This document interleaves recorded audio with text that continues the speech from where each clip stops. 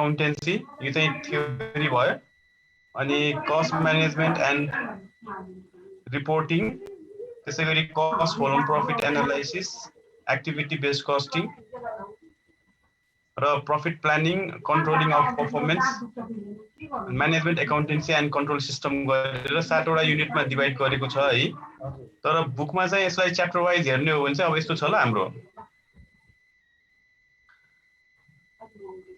अब मोडल त थाहै होला है हाम्रो अघि पछि जुन मोडलमा हाम्रो एक्जाम हुन्थ्यो अब त्यहाँ अकाउन्टमा पनि हाम्रो सेम त्यही मोडलको हुन्छ अब 100 मार्क्सको एक्जाम हुन्छ अब 100 मार्क्समा चाहिँ एउटा केस आउँछ हाम्रो 30 मार्क्समा र 30 मार्क्समा आउने चाहिँ दुईटा च्याप्टर छ यो दुईटा मध्ये एउटा आउन सकिन्छ है यो chapter 4 cost volume profit analysis अथवा यो बजेटिङ फर प्रॉफिट प्लानिङ भन्ने छ फर्स्ट प्रायोरिटी चाहिँ हाम्रो यो बजेटिङ फर प्रॉफिट एन्ड प्लानिङबाट 30 मार्क्समा आउन सकिन्छ भने इन केस यसबाट आएन भने अर्को चाहिँ हाम्रो यो कस्ट भोल्युम प्रॉफिटबाट आउन सक्छ ल कि च्याप्टर 4 कि च्याप्टर 6 दुईटा मध्येबाट एउटा आउँछ बढी चान्सेस चाहिँ 6 बाट छ 6 बाट इन केस आएन भने मात्रै हाम्रो च्याप्टर 4 बाट आउँछ र अब हामीले पढ्ने च्याप्टरहरु मध्ये सबभन्दा अब 1 मा इन्ट्रोडक्सन च्याप्टर छ यो जुन थ्योरी हो अब यसबाट हाम्रो आयो भने 5 देखि 15 मार्क्स सम्म आउन सक्छ है ग्रुप ए मा केस आउने भयो एउटा 30 मार्क्स को त्यसपछि ग्रुप बी मा 15 मार्क्स को 4 वटा क्वेशन आउँछ 4 वटा क्वेशनमा एउटा चाहिँ थ्योरी हुन्छ यो जुन इन्ट्रोडक्सनबाट आउने चान्सेस धेरै छ भने अर्को 3 वटा चाहिँ न्यूमेरिकल हुन्छ है अब तीनटा न्यूमेरिकल च्याप्टरमा चाहिँ अब आउन सकिने भनेको chapter 2 cost concept classification and estimation यसबाट कि 5 कि 15 मार्क्समा आउन सक्छ अर्को income recognition measurement and reporting भन्ने च्याप्टर छ यसबाट जहाँसम्म लाग्छ 15 मार्क्समा आउने चान्सेस धेरै छ नभए 5 वा 15 मै आउँछ अब कस्ट भोल्युम प्रॉफिट भइहाल्यो कि 15 मा कि 30 मा आउँछ यो च्याप्टरबाट र अर्को एक्टिभिटी बेस्ड कस्टिङ यसबाट पनि 15 मा आउने चान्सेस र अर्को अब हामीले पढ्ने कोर्सहरु मध्येमा सबभन्दा मोस्ट इम्पोर्टेन्ट च्याप्टर चाहिँ च्याप्टर 6 हो budgeting for profit planning first priority 30 मार्क्समा यसबाट आउँछ यदि 30 मा इन केस आएन च्याप्टर 4 बाट 30 मा आयो भने चाहिँ यसबाट 15 मा आउँछ ल र च्याप्टर 7 मा स्ट्यान्डर्ड कस्टिङ छ यो पनि 5 or 15 नर्मली यो चाहिँ सर्टमा आइरहेछ प्राइस अफ 5 मा अर्को flexible budget and overhead cost control भन्ने छ यसबाट आयो भने पनि 5 or 15 मा आउन सक्छ र लास्टमा 9 च्याप्टर छ हाम्रो यो चाहिँ थ्योरी हो management accounting and control system यो चाहिँ 5 मार्क्स मात्रमा आउँछ ल यो चाहिँ 15 or 30 मा आउने चान्स छैन यो सर्ट च्याप्टर हो हाम्रो थ्योरीको लास्ट च्याप्टर जसबाट चाहिँ हाम्रो 5 मार्क्समा आउँछ अब यति हो हामीले पढ्ने च्याप्टर अब यसमध्ये चाहिँ अब हामी मिलाएर विस्तारै पढ्छौं होला है ब्याचलरमा सबैले अकाउन्ट पढेकै हो त अकाउन्ट बाहेक अरु नपढ्ने साथीहरु छ अकाउन्ट कुनै सर अलि भर्खर मैले एकजना चाहिँ हो ए अकाउन्ट कहिले नि पढेको छैन ब्याचलरमा अथवा त्यो भन्दा अघिल्लो लेभलहरुमा छैन सर छैन म आउट अफ म्यानेजमेन्ट जस्तै अब स्कुल लेभलमा पनि पढेको छैन त्यहाँ त झन् के खाएर हुन्थ्यो र सर गाउँमा पढेको गाउँमा अकाउन्टै हुँदैन ए ठिकै छ अब ठिकै छ प्रयास गर्छु सर यो भन्दा अघिल्लो सेसनहरु सेमेस्टरहरुमा नि यसो कन्सेप्ट अलिअलि क्लियर हो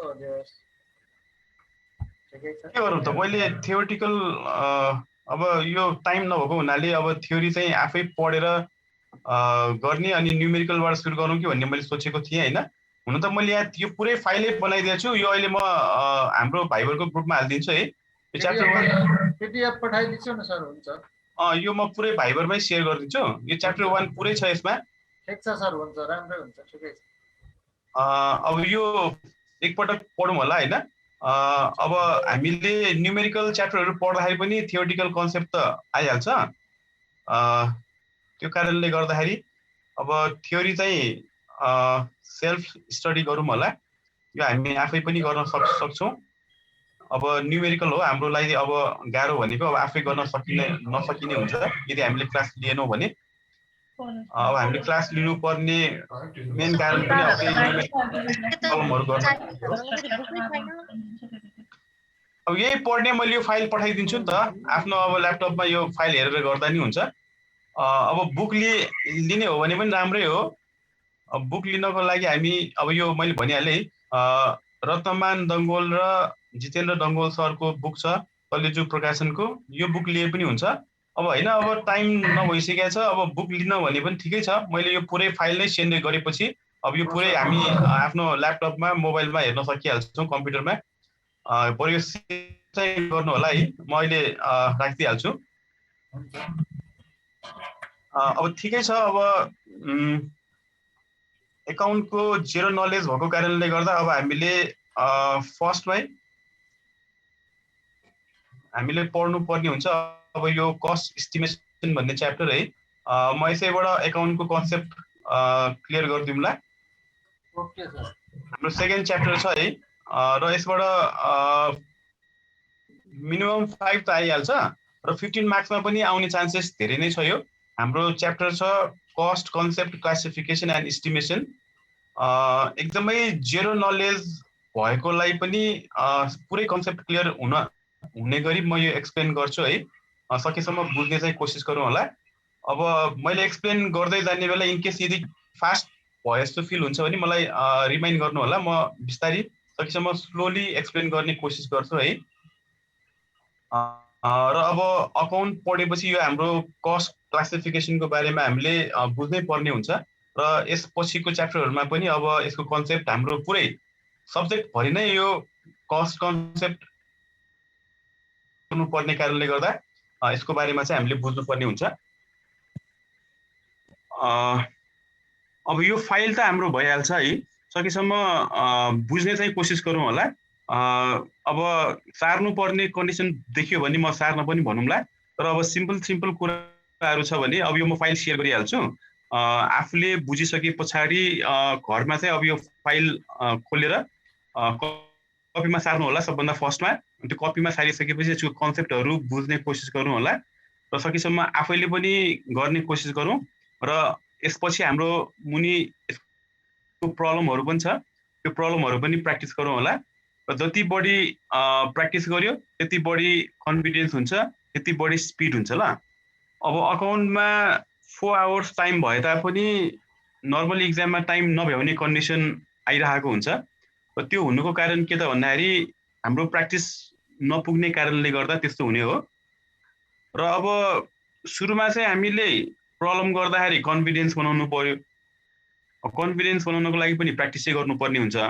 तर अब एउटै प्रब्लमलाई हामीले धेरै टाइम लगाएर गऱ्यौँ भने फेरि होल क्वेसन एटेम्प गर्न भ्याइँदैन। त्यो कारणले गर्दाखेरि पनि हामीले सुरुमा कन्फिडेन्स बनाउनु पर्यो, त्यसपछि प्र्याक्टिस गरेर स्पिड पनि बढाउनु पर्ने हुन्छ। र त्यो लिमिटेड टाइमभित्र चाहिँ हामीले 100 मार्क्स एटेम्प गर्ने किसिमले चाहिँ प्रिपेयर हुनु पर्यो। ल ठिकै छ। अब यो हामी सुरु गर्छौँ है, cost classification and cost estimation. एकदमै सजिलो च्याप्टर, एकदमै बेसिकबाट हामी जान्छौँ। यदि अकाउन्टको नलेज जेरो छ भने यसबाट हामीलाई एकदमै क्लियर गराउँछ, ध्यान दिएर सुन्नु होला है। ए आइरहेको छैन? च्याप्टर 2 को देखाइसकेको छ भने त आएको छैन सर, स्क्रिन एकदम स्क्रिन स्टप भएको छ। ए ल, म त्यसमा स्टप सेयर गरेर फेरि सेयर गर्छु है।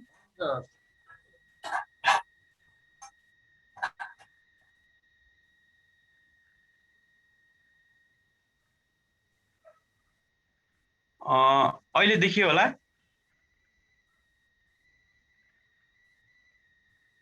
अहिले आयो सर, आयो, देखियो।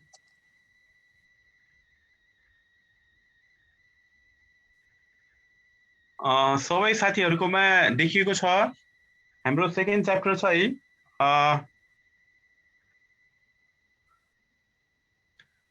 अब बुकको चाहिँ हाम्रो फर्स्ट लेआउटमा यस्तो किसिमको छ, cost concept classification and estimation. ल अब जेरो नलेज छ भने पनि यो कन्सेप्ट बुझ्यो भने हामी एकदमै राम्रोसँग प्रब्लम गर्न सक्छौँ। अब सुरुमा अलिकति मेहनत चाहिँ गर्नुपर्ने हुन्छ है, टाइम चाहिँ दिउँ होला ल। अब आज बेलुका हामीले पढ्यौँ, अब बेलुका त टाइम म्यानेज गर्न गाह्रो होला।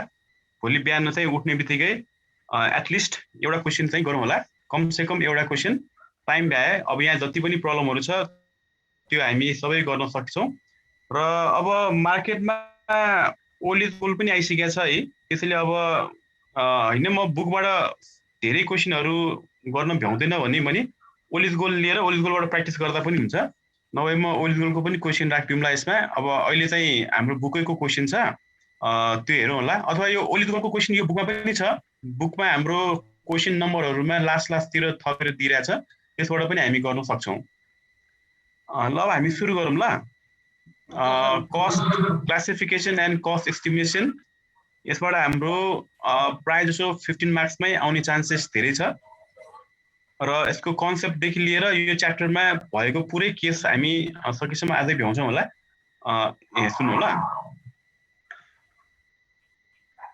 ल अब हामीले नर्मली हामीले पढ्ने सब्जेक्टको नाम म्यानेजमेन्ट एकाउन्टेन्सी हो र अकाउन्टमा हामीले 3 टाइप्सको अकाउन्ट पढ्छौं जसमा सबभन्दा फर्स्टमा पढ्ने अकाउन्ट भनेको फाइनान्शियल एकाउन्टिङ भयो र फाइनान्शियल एकाउन्टिङमा हामीले पढ्ने भनेको नर्मली कुनै पनि बिजनेस गर्ने बेला त्यहाँ हामीले डेली थुप्रै ट्रान्ज्याक्सनहरु गरेको हुन्छ यसरी ट्रान्ज्याक्सन जति पनि ट्रान्ज्याक्सनहरु गरेको हुन्छ त्यसको हामीले रेकर्ड राख्नुपर्ने हुन्छ र त्यो रेकर्ड राख्नको लागि हामी जर्नल लेजर ट्रायल ब्यालेन्स अनि फाइनान्शियल स्टेटमेन्ट भनेको प्रॉफिट एन्ड लस अकाउन्ट बनाउने गरिन्छ त्यो आउँछ हाम्रो फाइनान्शियल एकाउन्टिङमा र अकाउन्टिङको कन्सेप्ट सुरुमा फाइनान्शियल एकाउन्टिङबाटै भएको हो र पछि अकाउन्टको डिटेलमा स्टडी गर्दै गएपछि फाइनान्शियल एकाउन्टको पनि धेरै विकनेसहरु देखियो अनि त्यो विकनेसलाई हटाउनको लागि पछि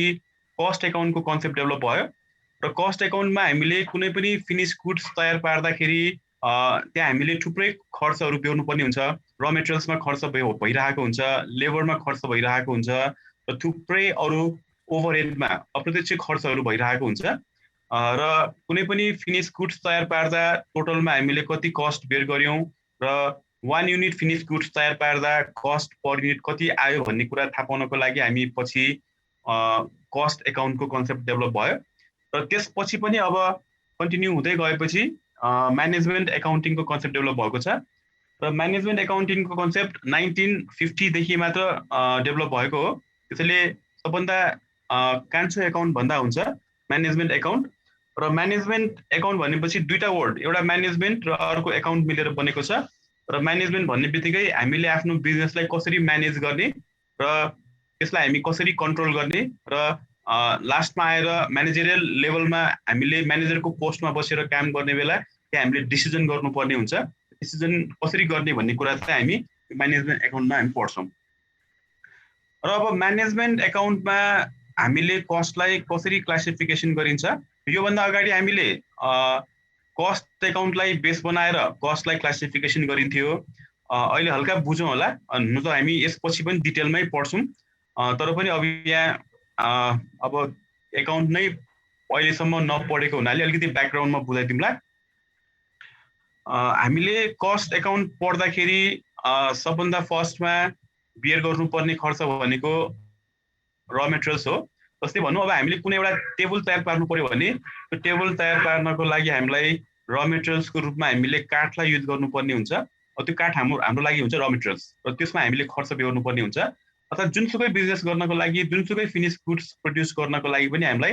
र मेटेरियल्स चाहिने हुन्छ र अब त्यो र मेटेरियल्स चाहिँ हामीले ल्यायौं काठ त ल्यायौं अब त्यसलाई हामीले टेबल फर्ममा कन्भर्ट गर्नको लागि त्यहाँ लेबरलाई हामीले काम लगाउनु पर्ने हुन्छ र लेबरलाई हामीले ज्याला दिनुपर्ने हुन्छ जुन कारणले गर्दा हाम्रो वेजेस डाइरेक्ट लेबरमा हाम्रो खर्च हुने गर्छ र अब हामीले काठलाई विभिन्न प्रोसेसिङ गरेर लेबरलाई काममा लगाएर हामी टेबलको फर्ममा ल्याउँछौं र टेबलको फर्ममा ल्याउँदाखेरि हामीले त्यहाँ काठ मात्र भएर पुग्दैन त्यसको लागि हाम्रो अब थुप्रै सानो खर्चहरु भइरहेको हुन्छ अब किल्ला चाहिने भइरहेको होला सनमाइका चाहिने भइरहेको होला गमहरु चाहिने भइरहेको होला लिस्टिक बाला चाहिने भइरहेको हुन्छ यस्तो थुप्रै हामीले खर्च बेहोर्नु पर्ने हुन्छ त्यसलाई हामी भन्ने गर्छौं डाइरेक्ट एक्सपेन्सेस त्यसैले सबभन्दा फर्स्टमा हामीले कस्ट बेयर गर्ने भनेको र मेटेरियल्स अथवा त्यसलाई डाइरेक्ट मेटेरियल भन्ने पनि भयो अर्को डाइरेक्ट लेबर अर्को डाइरेक्ट एक्सपेन्सेस कुनै पनि फिनिश गुड्स तयार पार्दा प्रत्यक्ष रूपमा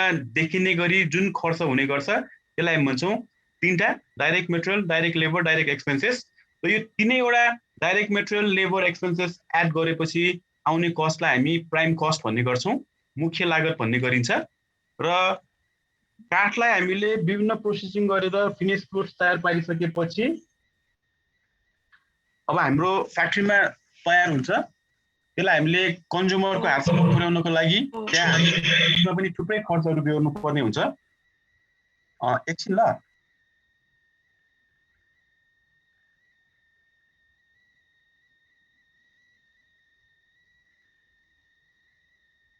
र यहाँ हुने खर्चलाई हामी सेलिङ एन्ड डिस्ट्रिब्युसन, बिक्री वितरण गर्न जाने बेला हुने खर्च हाम्रो देखिन आउँछ।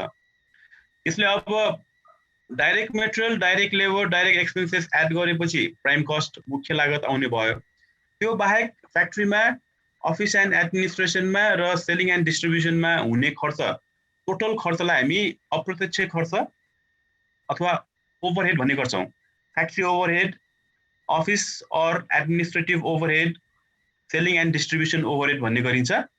र यो सिस्टम अनुसार जुन हामीले कस्टलाई क्लासिफिकेसन गर्यौँ त्यो चाहिँ हाम्रो कस्ट एकाउन्ट अनुसार भयो, अथवा म्यानेजमेन्ट एकाउन्टको कन्सेप्ट डेभलप हुन अगाडि चाहिँ कस्टलाई यसरी क्लासिफिकेसन गरिन्थ्यो।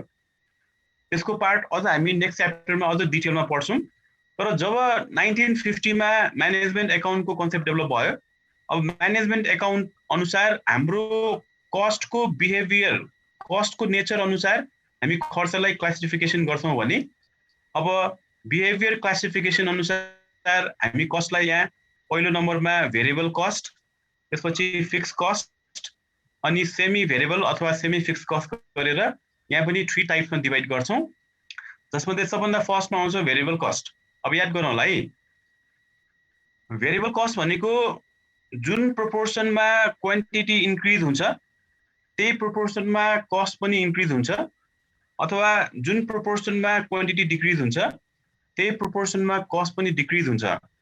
क्वान्टिटी बढ्दा कस्ट पनि बढ्ने अथवा क्वान्टिटी घट्दा कस्ट पनि घट्छ भने यस्तो नेचर भएको कस्टलाई हामी भन्छौँ भेरिएबल कस्ट। जस्तै मानौँ अब इक्जाम्पल हामी पेन धेरै चलाउँछौँ है, अब पेन मानौँ अब इक्जाम्पल कुनै एउटा पेन हामीले तयार पार्दाखेरि त्यसमा एउटा पेन तयार पार्दाखेरि हाम्रो भेरिएबल कस्टमा 5 रुपियाँ हामी खर्च बेहोर्छौँ भने अब 1 युनिटको भेरिएबल कस्ट ₹5 हुन्छ भने दुईटा त किन्नु पर्यो भने कति खर्च हुने भयो त भेरिएबल कस्टमा? 1 युनिटमा ₹5 हुन्छ भने 2 युनिटमा धेरै हुने भयो, 5 × 2 गरेपछि हाम्रो 10 रुपिस खर्च हुन्छ। अब होइन हामीले 1 युनिटमा variable cost 5 rupees expenses bear गर्छौँ भने हामीले अब 10 युनिट किन्नु पर्यो भने 1 युनिटको 5 हुन्छ भने 10 युनिटको 5 × 10 गरेपछि 50 आउने भयो, अथवा 100 को निकाल्नु पर्यो 5 × 100 गर्यो भने 500 आउने भयो, अथवा 1000 को निकाल्नु पर्यो 5 × 1000 गर्यो भने 5000 आउँछ। भने मतलब जति धेरै क्वान्टिटी उत्पादन गर्छौँ त्यति धेरै खर्च लाग्छ, जति कम क्वान्टिटी उत्पादन गर्छौँ त्यति कम खर्च लाग्छ भने यस्तो नेचरको कस्टलाई हामी भन्छौँ भेरिएबल कस्ट। जस्तै यहाँ हामीले इक्जाम्पल पनि देखाएका छौँ। मानौँ हामीलाई यहाँ क्वेसनमा भेरिएबल कस्ट पर युनिट, त्यसलाई हामीले यहाँ VCPU नाम दिएका छौँ, यो कन्स्ट्यान्ट हुन्छ र मानौँ यो 2 रुपियाँ खर्च हुन्छ। 1 युनिट फिनिश गुड्स तयार पार्दा भेरिएबल कस्ट पर युनिटमा 2 रुपियाँ खर्च हुन्छ र मानौँ हामीले कति युनिट तयार पार्यौँ त, प्रोडक्सन युनिट्स 50 युनिट्स तयार पारेको छ भने 1 युनिटको ₹2 हुन्छ भने 50 युनिटको कति पर्ने भयो त? टोटल भेरिएबल कस्ट 100 रुपिस खर्च हुने भयो। होइन यदि हामीले 100 युनिट्स प्रड्युस गर्यौँ भने 1 युनिटको ₹2 हुन्छ भने 100 युनिटको 200 रुपिस खर्च हुने भयो। होइन हामीले 200 युनिट्स प्रड्युस गर्यौँ भने 1 युनिटको 2 रुपिसको रेटले 200 को हाम्रो 400 रुपिस खर्च हुने भयो। अब हेरौँ त, थोरै क्वान्टिटी प्रड्युस गर्यौँ थोरै कस्ट बेयर भइरहेछ, धेरै क्वान्टिटी प्रड्युस गर्यौँ धेरै कस्ट बेयर भइरहेछ। त्यसले क्वान्टिटी बढ्दा कस्ट पनि बढ्ने अथवा उल्टो क्वान्टिटी घट्दा कस्ट पनि घट्छ भने यस्तो नेचरको कस्टलाई हामी भन्छौँ भेरिएबल कस्ट। डाइरेक्ट भेरिएबल पनि भन्छ। हजुर डाइरेक्ट भेरिएबल जस्तै हजुर भेरिएबल कस्ट। अब यो चाहिँ याद गर्ने पर युनिटमा कन्स्ट्यान्ट हुन्छ, अनि टोटलमा चाहिँ क्वान्टिटी बढ्यो भने कस्ट पनि बढ्ने, क्वान्टिटी घट्यो भने कस्ट पनि घट्ने नेचरको हुन्छ variable cost. Variable cost, running cost, direct cost धेरैवटा नामबाट हामी यसलाई चिन्छौँ। तर बढी युज हुने वर्ड भनेको चाहिँ भेरिएबल कस्ट हो।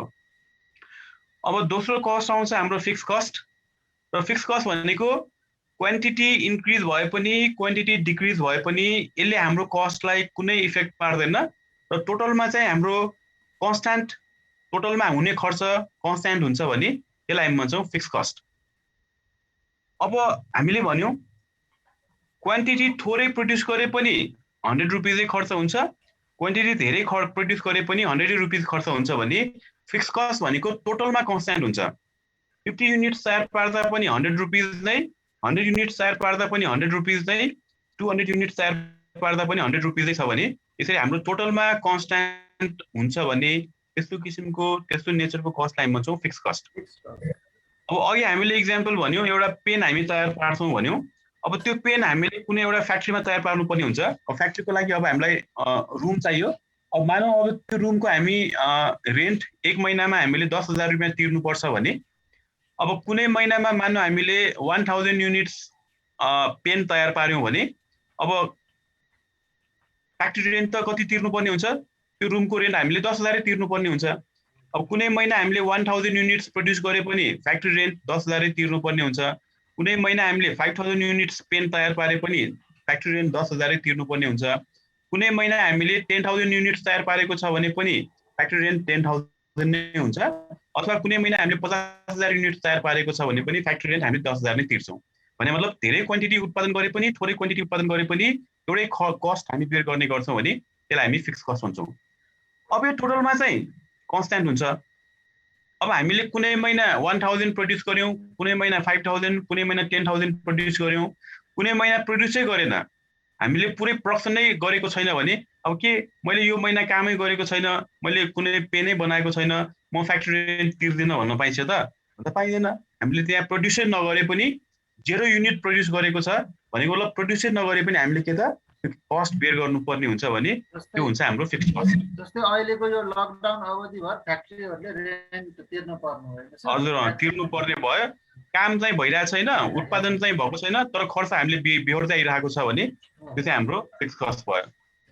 अब ठ्याक्कै उल्टो हुन्छ है। भेरिएबल कस्ट चाहिँ पर युनिटमा कन्स्ट्यान्ट हुन्छ, टोटलमा घट्ने बढ्ने हुन्छ। अनि फिक्स कस्ट चाहिँ टोटलमा कन्स्ट्यान्ट हुन्छ अनि पर युनिटमा घट्ने बढ्ने हुन्छ।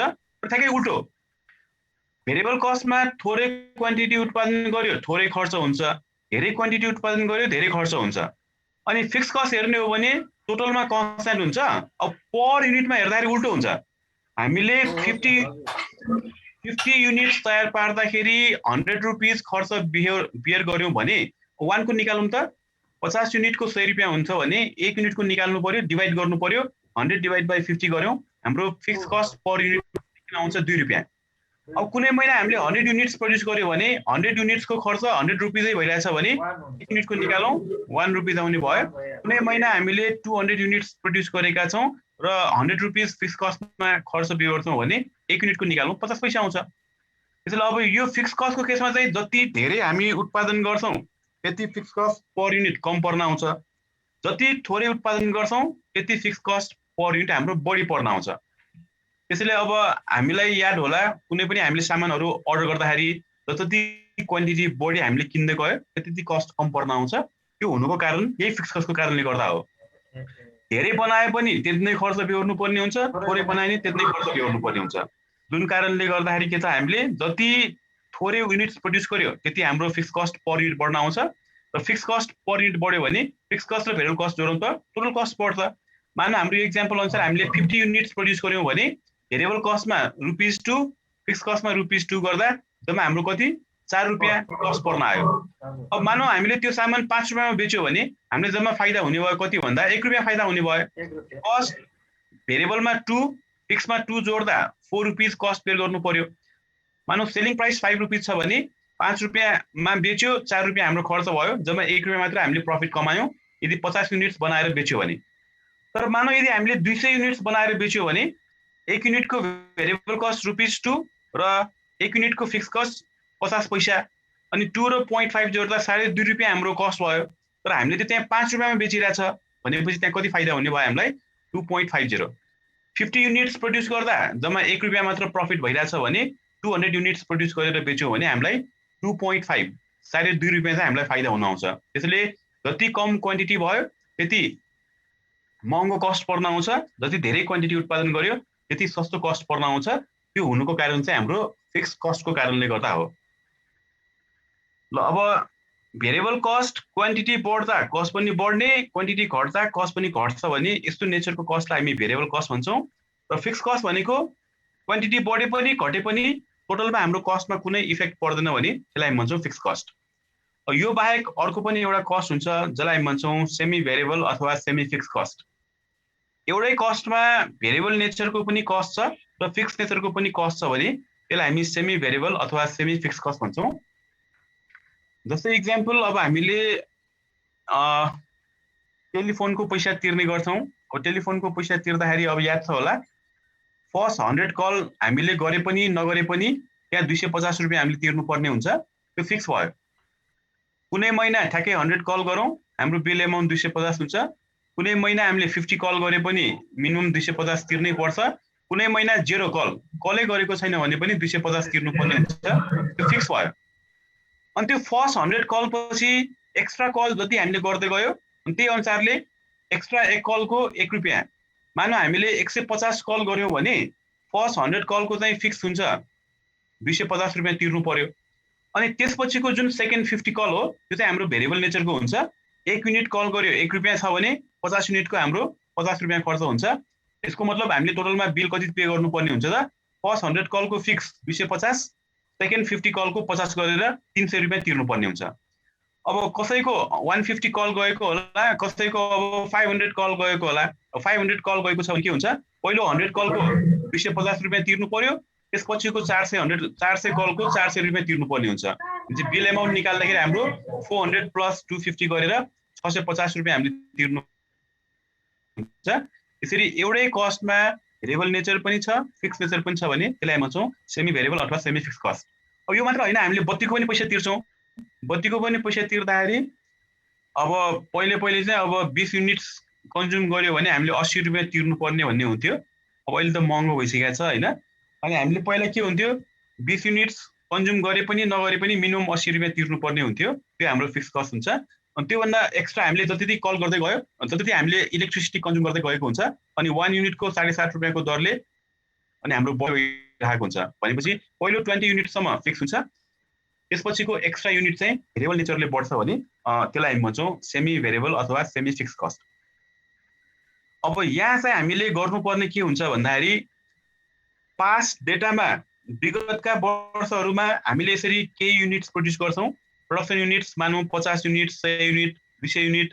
पहिलो वर्ष 50 युनिट तयार पार्यो, दोस्रो वर्ष 100, तेस्रो वर्ष 200 युनिट तयार पार्यौँ र भेरिएबल कस्टमा 2 रुपियाँको दरले 50 युनिट्सको 100, 100 को 200, 200 को 400 र फिक्स कस्टमा हाम्रो 100। यही माथिको इक्जाम्पल है यो।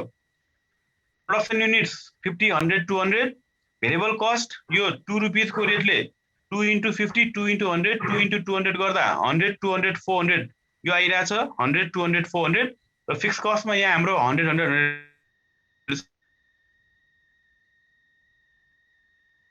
सबै एड गरेपछि 300 रुपियाँ, 200 युनिट्सको 500 रुपियाँ चाहिँ हाम्रो खर्च भइरहेछ। अब हामीलाई यहाँ बुझ्नुपर्ने कुरा विगतका केही वर्ष अथवा केही महिना अगाडिको हामीलाई प्रोडक्सन युनिट दिएको हुन्छ अनि यो महिना हामीले गरेको खर्चहरू क्वेसनमा दिएको हुन्छ। भनौँ न अब पहिलो महिना हामीले 50 युनिट्स उत्पादन गरेर खर्च यति बिहोर्नु पर्यो, दोस्रो महिना 100, तेस्रो महिना 200 छ भने एकछिन है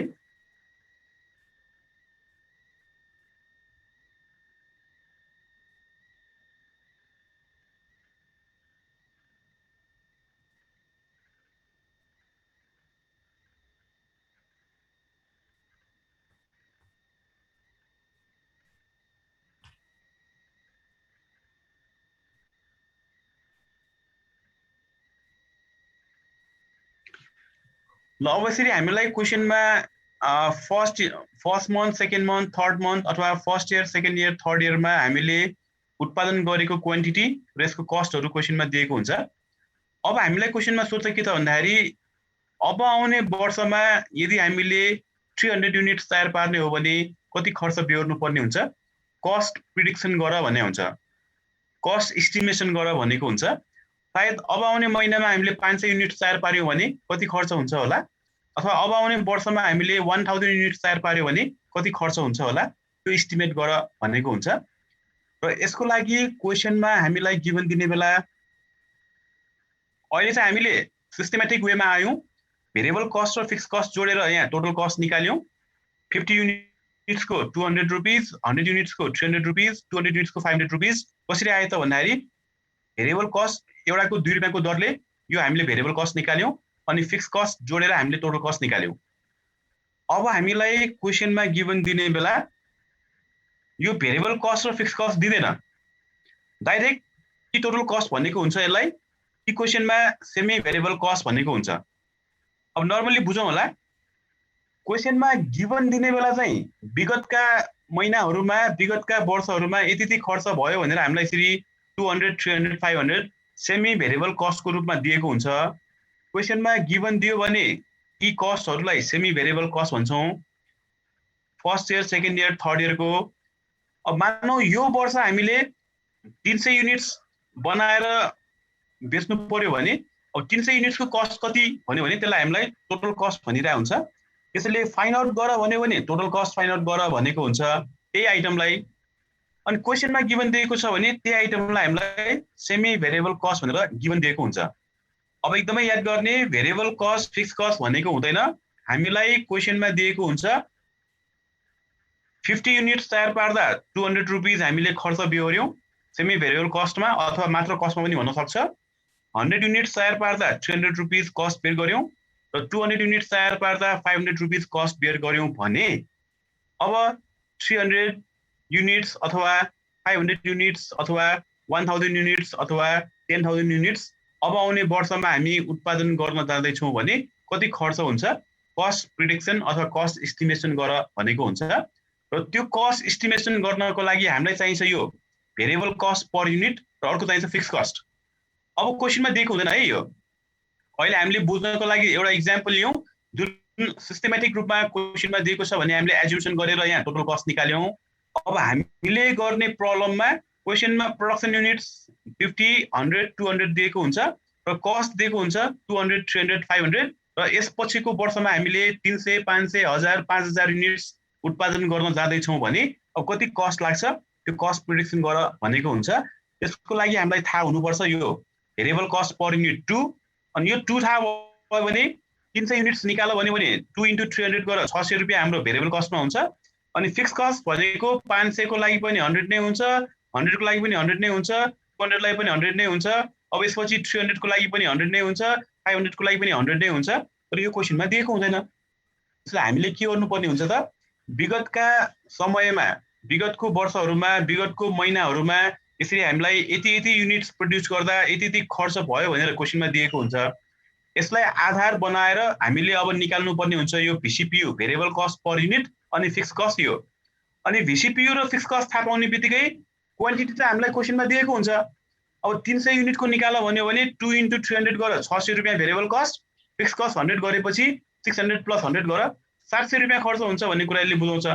हैन अब आउने वर्षमा हामी 1000 युनिट तयार पार्न चाहन्छौँ, 1000 युनिट्सको टोटल कस्ट निकाल्न भनेको छ भने 1 युनिटको 2 हुन्छ भने 1000 को निकालौँ 2000 रुपैयाँ भेरिएबल कस्टमा, फिक्स कस्टमा 100 गर्दा 2000 + 100 2100 रुपैयाँ खर्च हुन्छ भन्ने हामी निकाल्न सक्छौँ।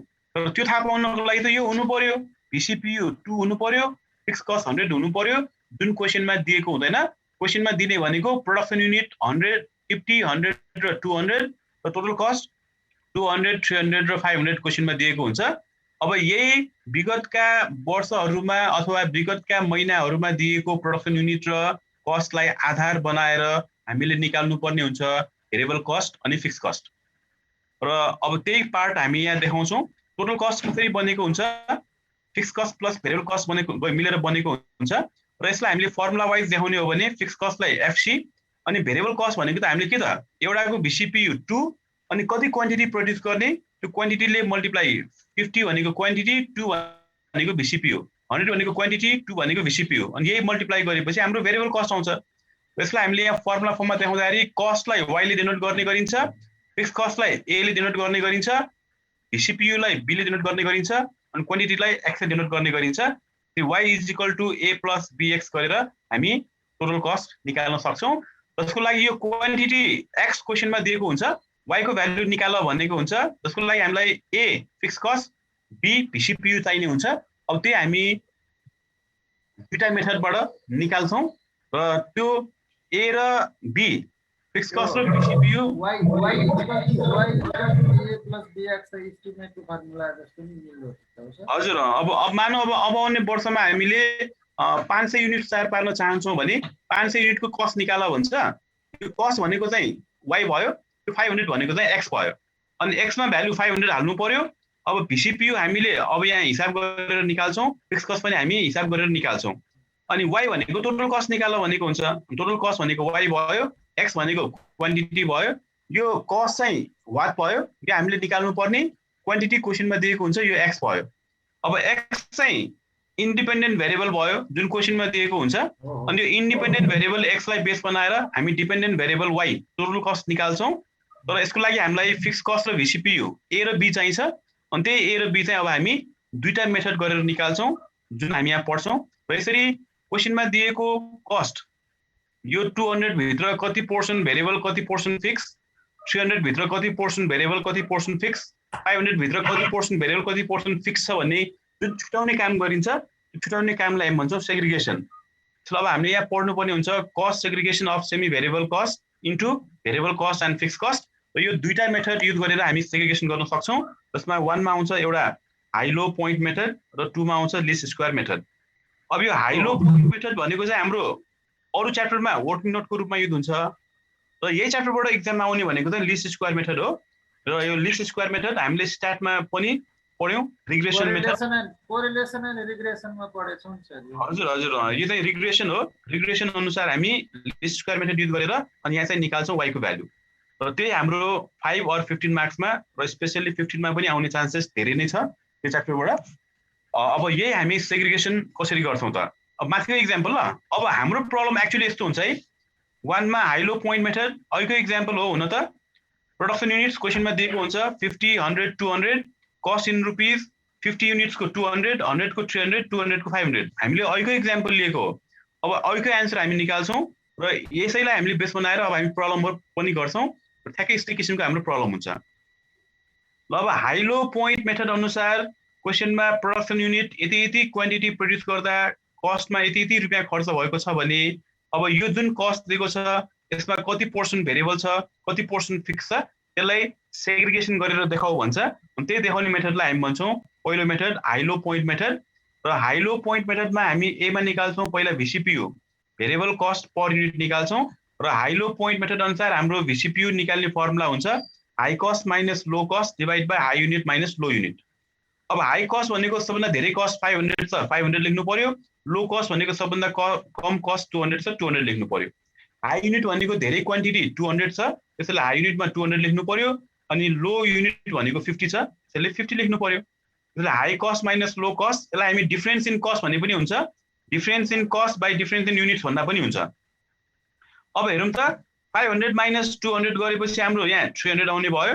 200 माइनस 50 गर्दाखेरि यहाँ 150 आउँछ। अनि 300 लाई 150 ले डिभाइड गरौँ त VCPU आउँछ हाम्रो 2। अब चाहे हाई लो मेथडबाट गरौँ चाहे हामी लिस्ट स्क्वायर मेथडबाट गरौँ यो एन्सर हाम्रो सेमै आउँछ। ल हामीले अघि सुरुमा क्वेसन गर्दाखेरि पनि VCPU 2 नै थियो हैन त, एकदम सर एकदम कस्ट 2 थियो। यो हाम्रो अघि सिस्टमेटिक वेमा हामीले बुझ्यौँ, तर अब चाहिँ हामीले क्वेसनमा यो दिएको हुँदैन। यही हामीले हाई लो मेथड युज गरेर यसरी निकाल्नु पर्ने हुन्छ। र VCPU आइसकेपछि अब हामीले अघि पढिहाल्यौँ टोटल कस्ट भनेको fix cost plus variable cost हुन्छ। अब यहाँ फिक्स कस्ट निकाल्नु छ भने हामीले भेरिएबल कस्टलाई साइड चेन्ज गर्यो भने के गर्नु पर्यो, total cost minus variable cost गर्नु पर्यो। टोटल कस्टमा भेरिएबल कस्ट घटाएपछि हाम्रो फिक्स कस्ट आउँछ। तर याद गर्नु पर्यो के त भन्दाखेरि अब फिक्स कस्ट भनेको धेरै क्वान्टिटी राखेर एन्सर निकाल्ने पनि त्यही आउनुपर्छ, थोरै क्वान्टिटी राखेर एन्सर निकाल्ने पनि त्यही आउनुपर्छ। फिक्स कस्ट भनेको धेरै क्वान्टिटी प्रड्युस गरे पनि एउटै खर्च हुन्छ, थोरै क्वान्टिटी प्रड्युस गरे पनि एउटै खर्च हुने कारणले गर्दाखेरि एउटै खर्च देखिन आउँछ। तर यहाँ चाहिँ हामीले भेरिफाई गर्नको लागि चाहिँ यहाँ दुवै निकाल्यौँ, तर पछि हामीले प्रब्लम गर्दाखेरि सिर्फ दुई पटक गरिराख्नु पर्दैन। अनि यो निकाल्दाखेरि fix cost for high units राखेर हामीले फिक्स कस्ट निकाल्ने हो भने हाई युनिट राखेको कारणले गर्दा टोटल कस्ट पनि हाई युनिटको राख्नु पर्यो अनि भेरिएबल कस्ट पनि हाई युनिटको राख्नु पर्यो। अनि टोटल कस्ट हाई युनिट भनेको हाम्रो कति छ त भन्दाखेरि यो 200 युनिट हो। 200 युनिट हाई युनिट हो भने कस्टमा युज गर्ने बेला पनि हामीले यो 500 लाई युज गर्नु पर्यो। त्यसले total cost at high activity 500 अनि माइनस VCPU हामीले यहाँ निकाल्यौं 2 रुपैयाँ आइरहेछ र हाई युनिट भनेको हाम्रो 200 युनिट छ। त्यसले टोटलमा हामीले 500 रुपैयाँ कस्ट बेयर गरेका थियौं। भेरिएबल कस्ट माथिबाट 1 युनिटको लागि 2 रुपैयाँ आइरहेछ भने 200 युनिट तयार पार्यो भने हाम्रो भेरिएबल कस्टमा 400 रुपैयाँ खर्च हुने भयो। अब टोटल कस्ट 500 छ, यो 500 मा भेरिएबल कस्ट 400 छ भने कति हुन्छ त फिक्स कस्ट माइनस गरेपछि 100 आउने भयो। यो हामीले हाई युनिट राखेर गरेको भयो। हैन म लो राखेर गर्छु भने पनि मिल्छ। सिर्फ 2 टाइम्स गर्नु पर्दैन है, यो बुझ्नलाई मात्र हामीले गरेको हो। अब लो युनिट भनेको हाम्रो 50 युनिट हो। अब 50 युनिटको कस्ट हामीले 200 क्वेशनमा दिइरहेछ। Total cost at low unit 200 unit तयार पार्दाको टोटल कस्ट 200 दिइरहेछ। VCPU हामीले माथि निकालेका छौं ₹2 आइरहेछ र यो लो युनिटको लागि गर्दै छौं भने यहाँ पनि राख्नु पर्यो लो युनिट। हाम्रो लो भनेको 50। अब 1 युनिट तयार पार्ने बेला भेरिएबल कस्टमा 2 रुपैयाँ खर्च हुन्छ भने 50 युनिटको 100 रुपैयाँ हुने भयो। टोटल कस्टमा हामीले 200 रुपैयाँ खर्च बिहोरेका छौं। अब टोटल कस्ट 200 मा माइनस भेरिएबल कस्ट 100 घटाइदियौ, फिक्स कस्ट यहाँ पनि आउँछ 100। यसरी जुन मेथड गरे पनि हाम्रो एउटै आउँछ। यसरी 2 पटक हामीले गरेर देखाउनु पर्दैन, यो हामीले भेरिफाई गर्नलाई मात्र गरेको हो। हामीले गर्ने बेला 1 पटक मात्र गर्छौं। ल अब हामीलाई थाहा भयो VCPU 2 आइरहेछ, फिक्स कस्ट 100 भन्ने कुरा थाहा पाउने बित्तिकै यो VCPU र यो फिक्स कस्ट थाहा पाउने बित्तिकै अब यस पछाडी हामीलाई चाहे टोटलमा हामीले क्वान्टिटी 300 युनिट तयार पार्न चाहोस् अथवा अब आउने वर्षमा हामी 500, 1000, 2000, 5000 जुनसुकै क्वान्टिटी क्वेशनमा सोधे पनि अब हामी कस्ट प्रेडिक्सन गर्न सक्छौं। सी मा हामी निकाल्छौं कस्ट प्रेडिक्सन फर, मानौ अब आउने वर्षमा अब आउने महिनामा हामीले 500 युनिट्स तयार पार्न चाहन्छौं। अब 500 युनिटको कस्ट प्रेडिक्सन गर भन्यो भने अब यो 500 भनेको क्वान्टिटी भयो र टोटल कस्ट फर 500 युनिट्स निकाल्ने हो भने हाम्रो formula fix cost plus variable cost हो। फिक्स कस्ट भनेको त 100 नै हुन्छ र भेरिएबल कस्ट भनेको VCPU इन्टु क्वान्टिटी हुन्छ। अनि VCPU 1 युनिटको 2 रुपैयाँ हुन्छ भने क्वान्टिटी क्वेशनमा दिएको हुन्छ।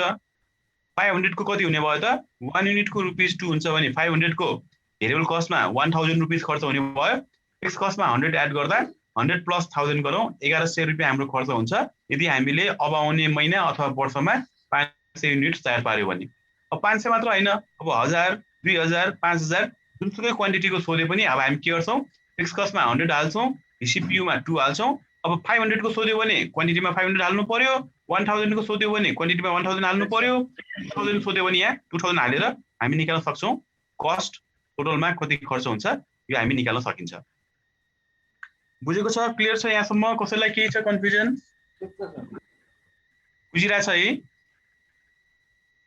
अब यो धेरै सजिलो भएकोले चाहिँ अहिले नसारौँ होला, अहिले बुझौँ होला है।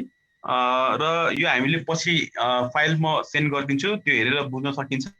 एकपटक पहिला सारौँ होला अनि यो हेरेर अनि प्रब्लमहरु गर्न सकिन्छ। म अहिले प्रब्लम पनि हाम्रो यही फाइलमा छ ल। अब दोस्रो मेथड आउँछ हाम्रो लिस्ट स्क्वायर मेथड, जसलाई हामी रिग्रेसन एनालाइसिस पनि भन्छौं। यसमा हामी निकाल्छौं y = a + bx गरेर। अब वेयर y भनेको टोटल कस्ट, यदि क्वेशनमा सोध्यो भने गिभन दियो भने त्यसलाई सेमी भेरिएबल कस्ट अथवा कस्ट मात्र पनि भनेर दिएको हुन्छ अथवा यसलाई हामी डिपेन्डेन्ट भेरिएबल पनि भन्छौं। र a भनेको फिक्स कस्ट जुन कन्स्ट्यान्ट टर्म हुन्छ, b भनेको VCPU, यो भनेको स्लोप अथवा कोएफिसिएन्ट अफ रिग्रेसन हुन्छ। जुन प्रोपोर्सनमा क्वान्टिटी बढ्दै गयो यो पनि त्यही अनुसारले बढ्ने कारणले गर्दा यसलाई हामी b ले डिनोट गर्छौं, जसलाई हामी कोएफिसिएन्ट भन्ने गर्छौं। र x भनेको quantity, output, level of activity अथवा यसलाई हामी इन्डिपेन्डेन्ट भेरिएबल भन्न सक्छौं। अब यही माथिको एक्जाम्पललाई अब हामी लिस्ट स्क्वायरबाट गर्ने बेला चाहिँ अब यो टेबल बनाएर हामीले गर्नुपर्ने हुन्छ ल। जुन हामीले स्टार्ट पनि गरेका थियौं है फर्स्ट सेमेस्टरमा, यहाँ धेरै कम्प्लिकेट वाला गरेको भयो, यहाँ चाहिँ हामी सिम्पल वाला गर्छौं। ल अब क्वेशनमा एउटा प्रोडक्सन युनिट्स दिएको हुन्छ जसलाई हामी सधैँ x भेरिएबल भन्छौं, एउटा कस्ट दिएको हुन्छ त्यसलाई हामी y ले डिनोट गर्छौं। अब यो हाम्रो स्टार्टको प्रश्न आयो ल। क्वान्टिटीलाई x ले डिनोट गर्ने, कस्टलाई y ले डिनोट गर्ने। ल अब हाम्रो क्वेशनमा माथिको एक्जाम्पल हो 50, 100, 200 छ र 200, 300, 500 छ। यो हामीलाई क्वेशनमा दिएको हुन्छ। अब लिस्ट स्क्वायर मेथडबाट हामीले प्रब्लम सल्भ गर्ने बेला हामीलाई चाहिन्छ अब यो x र y को प्रोडक्ट, x र y मल्टिप्लाई गर्ने अनि x को स्क्वायर अनि हामीलाई y को स्क्वायर चाहिन्छ। अब त्यही हामीले निकाल्यौं। xy भनेको 50 * 200 गर्यो 10000 अनि x स्क्वायर भनेको 50 को स्क्वायर भनेको 2500, y स्क्वायर भनेको 200 को स्क्वायर भनेको 40000। सेम त्यही अनुसारले 100 र 300 मल्टिप्लाई गर्यो 30,000, 100 को स्क्वायर 10,000, 300 को स्क्वायर 90,000। अनि फेरि यहाँ पनि 200 र 500 मल्टिप्लाई गर्यो 1 लाख, 200 को स्क्वायर 40,000, 500 को स्क्वायर 2,50,000। अनि यो सबै हामी सम गर्छौँ। यहाँबाट समेसन x आउँछ, समेसन y आउँछ, summation xy, summation x square, summation y square आउँछ। अब यही भ्यालुजहरुलाई हामी युज गरेर by using least square method हामी निकाल्छौँ VCPU। फर्स्टमा हामी निकाल्छौँ VCPU जसको नोटेसन हुन्छ b। यसलाई हामीले b ले डिनोट गर्छौँ र हाम्रो स्ट्याटको फर्मुला VCPU b निकाल्ने फर्मुला हुन्छ n summation xy minus summation x into summation y whole divide by n summation x square minus summation x को होल स्क्वायर। n भनेको तीनटा आइटम छ, त्यसले 3 भयो। समेसन xy भनेको यहाँ निकालेको छ 1,40,000 यहाँ आइरहेछ। समेसन x भनेको यो 350, समेसन y भनेको 1000, n भनेको 3, समेसन x स्क्वायर भनेको 52,500, समेसन x को होल स्क्वायर भनेको 350 को होल स्क्वायर। अनि यो क्याल्कुलेसन गर्दा माथिको छुट्टै क्याल्कुलेसन गर्यो 70,000, मुनिको छुट्टै क्याल्कुलेसन गर्यो 35,000। अनि 70 लाई 35 ले डिवाइड गरेपछि हाम्रो आउँछ 2। ल अब अघि हामीले हाई लोबाट गर्दा पनि 2 नै आएको थियो, ली स्क्वायरबाट गर्दा पनि हाम्रो 2 नै आइराछ। ल यसरी हामी निकाल्छौँ। अब याद गर्नु पर्यो ल यो फर्मुला VCPU निकाल्ने फर्मुला यो हामी अब लेखेर याद गर्ने। एउटा फर्मुला कपी नै बनाउँ होला है। अब आजबाट हामीले पढ्न सुरु गर्यौँ, यस्तो धेरै फर्मुलाहरू हामीले पढ्नु पर्ने हुन्छ। एउटा फर्मुला कपी बनायो भने एक्जामको टाइममा त्यो कपीले हामीलाई धेरै नै हेल्प गर्छ। अब माथि हेडिङमा हामीले कुन च्याप्टर पढ्यौँ, अहिले सेकेन्ड च्याप्टर पढ्यौँ भने सेकेन्ड च्याप्टर भित्र कुन कुन फर्मुलाहरू युज हुन्छ त्योमा एउटा कपीमा एउटा फर्मुला कपी नै बनाउने। च्याप्टर सेकेन्ड भन्यो अनि यहाँ युज भएको फर्मुलाहरू त्यो कपीमा हामीले लेख्यो भने एक्जामको टाइममा त्यो कपीले एकदमै हेल्प हुने कारणले गर्दाखेरि कपी एउटा बनाउने गरौँ। मात्र फर्मुला कपी, त्यो कपीमा मात्र लेख्ने फर्मुला हिसाब गर्ने हैन, छुट्टै एउटा कपी नै बनाउने फर्मुला कपी। त्यसले धेरै हेल्प गर्छ है एक्जामको टाइममा। ल अब फिक्स कस्ट निकाल्नु पर्यो। फिक्स कस्ट भनेको total cost minus variable cost हो। अब यहाँ हामीले एभरेज युज गरेको कारणले गर्दा y बार माइनस b इन्टु x बार गरेपछि हाम्रो फिक्स कस्ट आउँछ। यो y बार भनेको average cost, b into x बार भनेको एभरेज भेरिएबल कस्ट। यो क्वेसनमा दिएको हुँदैन। y बार भनेको समेसन y बाइ n गरेपछि आउँछ अनि b एज इट इज भयो भनेको b यो माथि निकालेको 2 रुपैयाँ भयो, x बार भनेको समेसन x बाइ n भयो। अनि यसलाई पनि हामीले एलसीएम लियो भने अब यो फर्मुला बन्छ ल। यो माथि हामीले कसरी बनेको छ भन्ने कुरा बुझाउनको लागि देखाएको भयो। अब हामीले यो माथिको लेख्नु जरुरी छैन, पछिदेखि फिक्स कस्ट a निकाल्नु पर्यो यो युज गर्ने formula summation y minus b into summation x divide by n।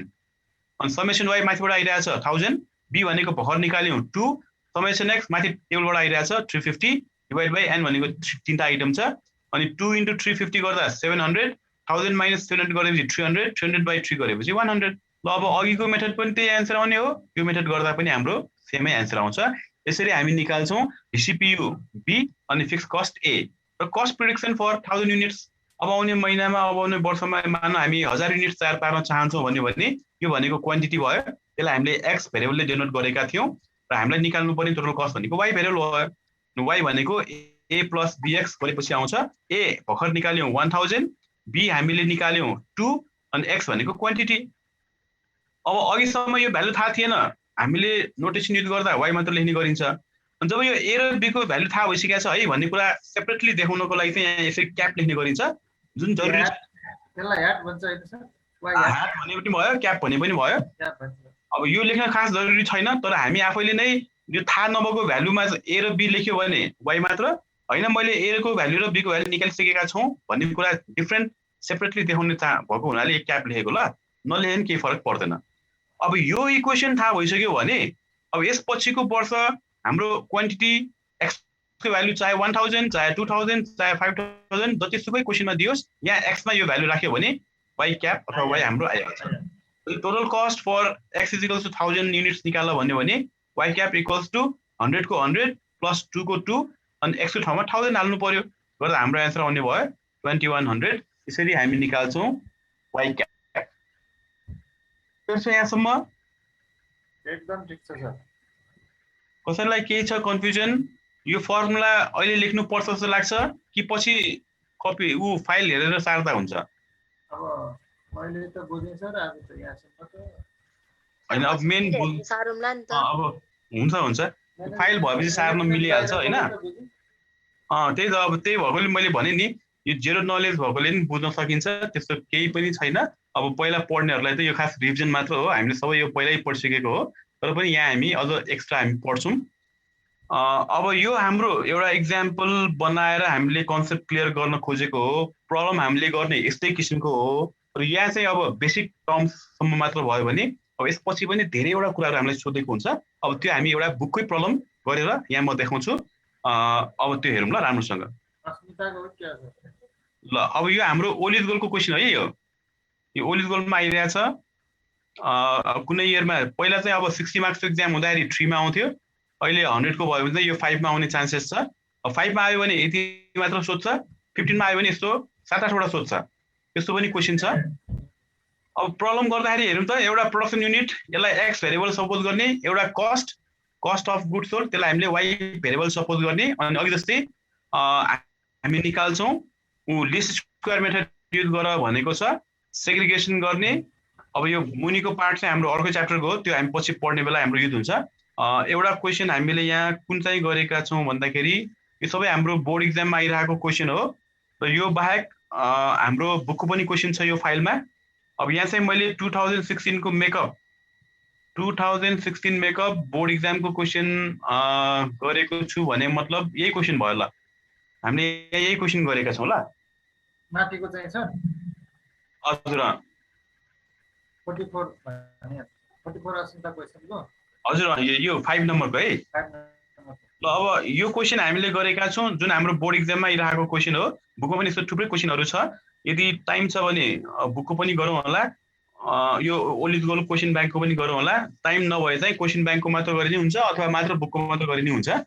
अब क्वेसन ब्याङ्कको हेऱ्यो भने चाहिँ बोर्ड इक्जाममा कस्तो किसिमको आउँछ भन्ने कुरा चाहिँ हामीलाई क्लियर हुन्छ ल। ल अब यो क्वेसन हेरौँ। The details of cost of goods sold at various level of sales activities of a manufacturing company have been presented below production units. अब यहाँ एकदमै याद गर्नुपर्ने यो होला, यहाँ हेरौँ त, यहाँ 2टा जेरो दिइरहेछ, यहाँ 3टा जेरो दिएको छ। एकदमै याद गर्ने यो कुरालाई। यो प्रब्लम हामीले कुन बेला सजिलो हुन्छ भन्दाखेरि यहाँ 3वटा जेरो छ भने यसलाई पनि 3टा जेरो बनाऊ, तर यहाँ चाहिँ पोइन्टमा ल्याउनु भएन, यसलाई 3टा जेरो बनाउने हो भने यो कति हुन्छ, 110 को ठाउँमा 11 हुन्छ, माथि 3टा जेरो। यो त एक्चुअली के हो, 110 इन्टु 2टा जेरो भनेको 11,000 हो। 11,000लाई हामीले 11 मात्र लेख्ने हो नि, यहाँ 3टा जेरो लेख्ने, यहाँ 10 लेख्ने, यहाँ माथि 3टा जेरो, यो 14, यो 13, यो 12। एकदम बुझौँ है, यहाँ 2टा जेरो छ, यहाँ 3टा जेरो छ भने कि दुवै 2टा जेरो बनाएर हिसाब गऱ्यो भने सजिलो हुन्छ कि दुवै 3टा जेरोमा हिसाब गऱ्यो भने सजिलो हुन्छ। तर अब यो 2टा जेरोलाई यहाँ 3टा गर्न मिल्छ, 11, 10, 14, 13, 12 गर्न मिल्छ। अब यो 3टा जेरोलाई 2टा बनाइने हुन्छ, यसलाई 2टा बनायो भने होइन, यो अब यहाँ जेरो यहाँ 2टा बनाएको यो 2350 हुन्छ।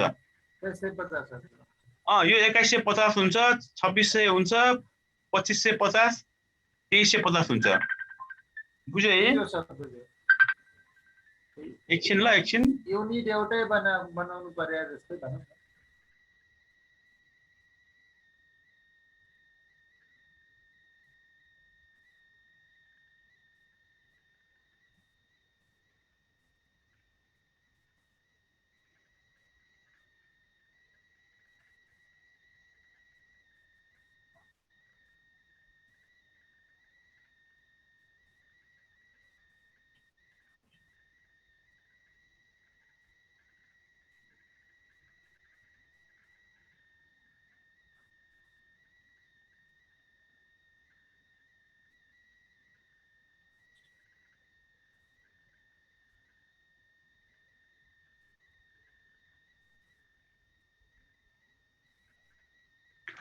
यो बुझ्यो है? यो बुझिन्छ सर। एकदमै याद गर्ने है, यसले धेरैले यो मिस्टेक गर्छ। अनि हुन त यो 2टा जेरो र 3टा जेरो राखेर हिसाब गर्न नमिल्ने होइन, मिल्छ, तर त्यहाँ मुनि हामीले एडजस्टमेन्टहरू गर्नुपर्ने हुन्छ। अब त्यो एडजस्टमेन्ट किन गरिराख्ने, त्यो कारणले गर्दाखेरि यसलाई हामीले 3टा जेरो बनाउँदा हुन्छ। मिटर र सेन्टिमिटर युनिट एउटै बनाएर जस्तै त सेम त्यस्तै अनुसारले बुझ्दा पनि हुन्छ। हुन त यहाँ 2टा जेरो यहाँ 3टा जेरो राखेर हिसाब गर्दा पनि मिल्छ, अब त्यो वाला केस पनि म भनिदिन्छु अहिले एडजस्टमेन्ट गर्नुपर्ने हुन्छ तर अब हामीलाई कन्फ्युज हुन्छ त्यो त्यसरी गर्दाखेरि किन कन्फ्युज बन्ने प्रब्लम सहिलो तरिकाबाट गऱ्यो भने हामीलाई सहिलो हुने कारणले गर्दा कि दुवैलाई 2टा 0 बनाउनु पर्यो कि दुवैलाई 3टा 0 बनाउनु पर्यो अब त्यो बनाउनको कारण हामीलाई हिसाब गर्न सहिलो होस् भन्ने हिसाबले बनाउने हो तर अब यहाँ कहिलेकाहीँ अब मानौँ न यहाँ 110 को ठाउँमा 115 आइदियो भने त 3टा 0 बनाउने बेला त यहाँ 11.5 हुन्छ अनि पोइन्टमा हिसाब गर्ने बेला झन् कन्फ्युजन हुन्छ त्यसो बेला चाहिँ नगर्ने सकेसम्म हामी त्यो बेला चाहिँ नगरिकन गर्दा सहिलो हुन्छ ल पोइन्टमा पनि मिल्न त सक्छ होला नि मिल्छ नमिल्ने हैन मिल्छ तर क्याल्कुलेसनमा हाम्रो मिस्टेक हुन जान्छ भन्ने कुरा मात्र हो अब अहिले भर्खर त हामी पढ्दै छौं एकदमै धेरै कम्प्लिकेटेड केसेसहरु आउँछ अनि त्यसले गर्दाखेरि चाहिँ हाम्रो कन्फ्युज अथवा मिस्टेक हुने चान्स हुन्छ अनि त्यस्तो कन्फ्युजन किन गर्ने भन्ने हिसाबले चाहिँ यसरी एउटै 0 बनाउँदा राम्रो हुन्छ भन्न खोजेको हो ल अब यो अगाडिको चाहिँ हाम्रो यो x भेरिएबल भयो यो पछाडिको चाहिँ हाम्रो y भेरिएबल भयो हामीले भर्खरै पढेको यो माथिको 1 नम्बरको मात्र पढ्यौं segregation of cost by using least square method यो 2 को त हाम्रो अर्कै च्याप्टरको हो त्यो हामी पछि पढ्छौं न त यहाँ प्रब्लम अहिले पनि गरिरहेछ अनि यहाँ हामीलाई अब coefficient of determination with interpretation भनिरहेछ यही क्वेशनको हो जुन हामीले पहिला पढेका थिएनौं हामीले पहिला ब्याचमा पढ्ने भने यति मात्र हो लिस्ट स्क्वायर मेथड मात्र हो यहाँ चाहिँ धेरैवटा केसेसहरु छ केही नभए पनि 8-9 वटा केस हामीले पढ्नु पर्छ यही एउटा च्याप्टरमा अनि त्यो सबै सोध्यो भने चाहिँ 15 मार्क्समा यसरी थोरै सोध्यो भने चाहिँ 5 मार्क्समा आउँछ है अब अनि स्ट्यान्डर्ड एरर अफ रिग्रेसन भनेर सोधिरहेछ अब यही प्रब्लम हामीले यहाँ मुनि गरेका छौं बुझ्नु होला ल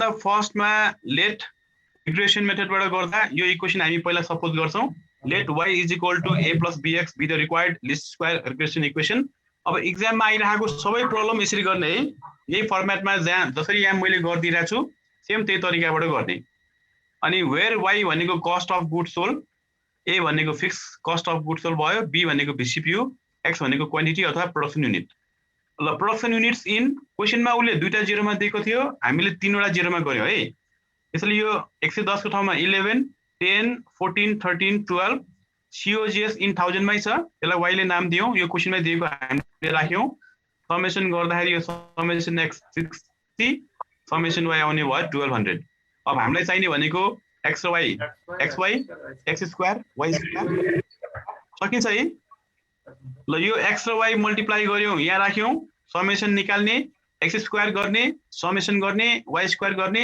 समेसन गर्ने अनि यहाँ आउँछ summation x summation y summation xy summation x square अनि समेसन y स्क्वायर अब 1 को a मा हामीलाई 1 मा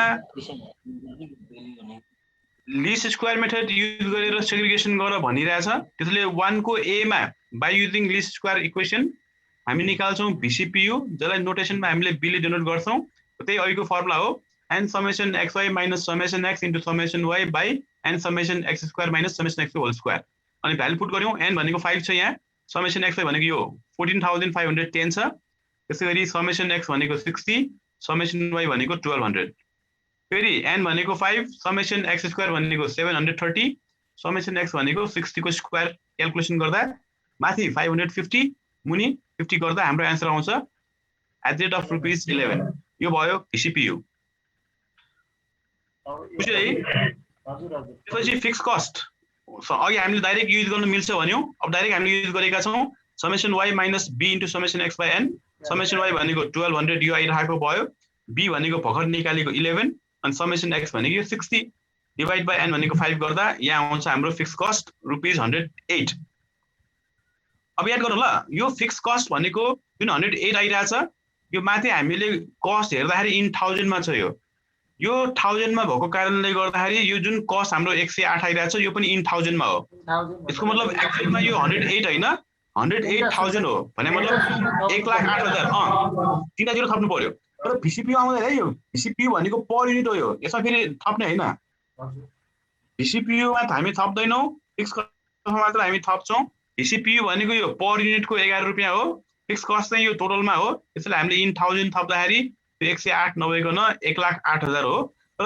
यसपछि हामीले भ्यालु पुट गर्दाखेरि 1,08,000 गर्ने हैन है 108 नै भ्यालु पुट गर्ने हो यो हामीले इन 1000 मा हिसाब गर्ने यसरी इन 1000 ल्याङ्ग्वेजमा लेख्ने र लेख्दाखेरि 1,08,000 लेख्दा पनि हुन्छ।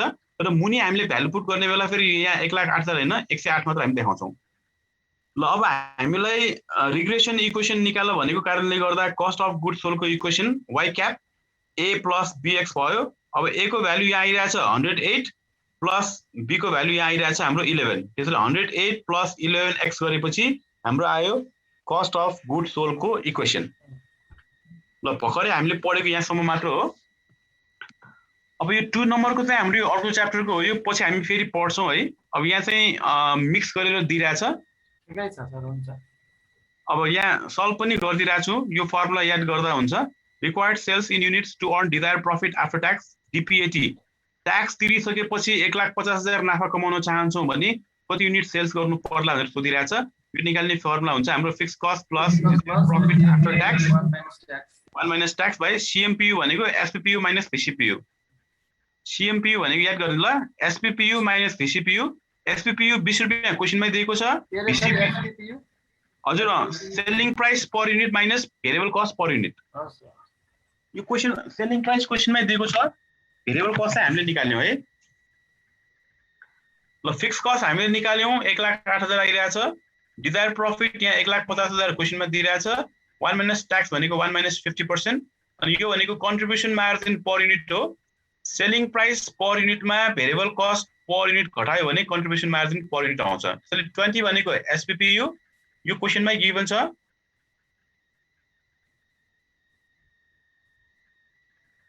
ल हाम्रो यहाँ चाहिँ हेरौँ ल, सेलिङ प्राइस पर युनिट ₹20 अनि भेरिएबल कस्ट हामीले माथि निकाल्यौँ ₹11 आइरहेछ, त्यही हामीले राखेको हो।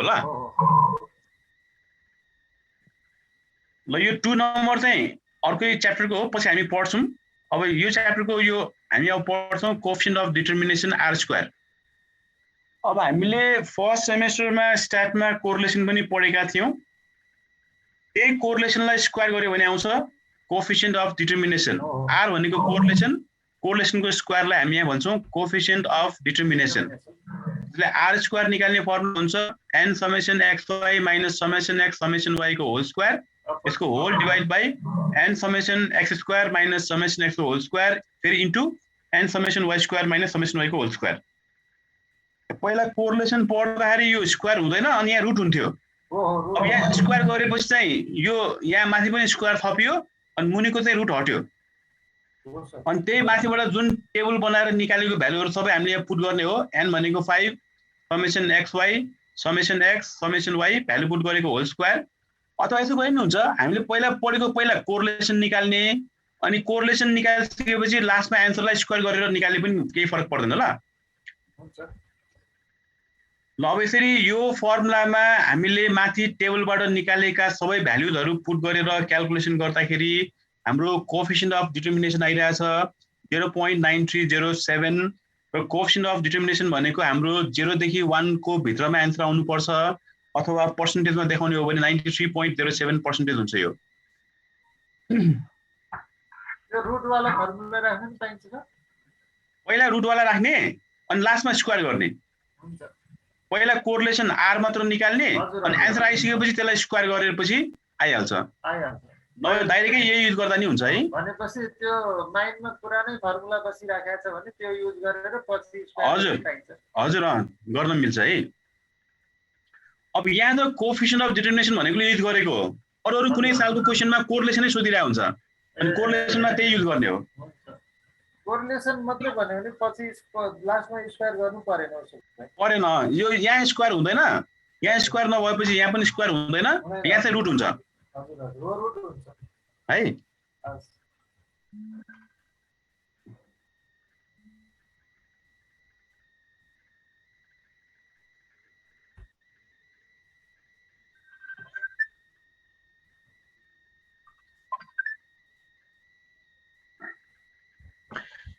ल अब फेरि क्वेसन हेरौँ। फेरि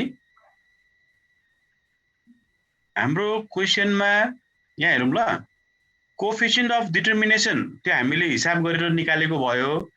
यहाँ विथ इन्टरप्रिटेसन भनेको छ, हामीले अब यहाँ ल्याङ्ग्वेजमा पनि एक्सप्लेन गर्नुपर्ने हुन्छ। यसले के बुझाउँछ? हजुर यो कोएफिसिएन्ट अफ डिटर्मिनेसन जुन हामीले एन्सर निकालेको छ 93%, त्यसले के बुझाउँछ त्यसलाई हामीले ल्याङ्ग्वेजमा एक्सप्लेन गर्नु पर्यो। र हाम्रो क्वेशनमा यहाँ दुईटा भेरिएबल छ एउटा प्रोडक्सन युनिट्स यो भनेको इन्डिपेन्डेन्ट भेरिएबल भयो एउटा कस्ट अफ गुड्स सोल्ड यो भनेको डिपेन्डेन्ट भेरिएबल भयो याद गर है दुईटा भेरिएबल छ एउटा प्रोडक्सन युनिट्स एउटा कस्ट अफ गुड्स सोल्ड अब यसलाई बेस बनाएर हामी यहाँ इन्टरप्रेट गर्छौं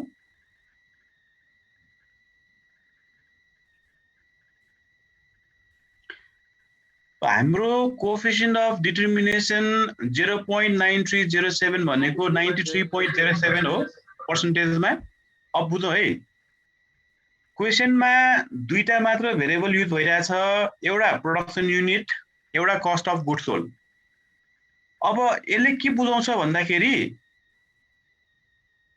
कस्ट अफ गुड्स सोल्डमा जुन फरक देखिएको छ कस्ट अफ गुड्स सोल्डमा फरक देखिनुमा 93.07% चाहिँ प्रोडक्सन युनिट्सको कारणले गर्दा हो जुन यहाँ दुईटा भेरिएबल क्वेशनमा दिइरहेछ